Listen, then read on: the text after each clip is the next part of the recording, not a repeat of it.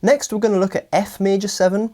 Now, if you're in the early stages of guitar, even the mere mention of an F chord might spark a bit of dread, but fortunately F major 7 is far easier to play than normal F chord because it doesn't involve that little first finger bar that causes most of the difficulty.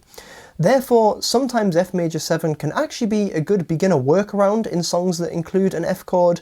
You just have to try it. Sometimes it'll work, sometimes it won't, depending on the key.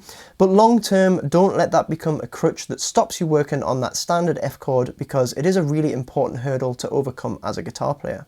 So to play this F major 7, if we start with just a simple 4-note F chord, we simply need to bend that joint in our first finger, so we create an angle, which means that we can play the first fret on the B, but leave the high E string open.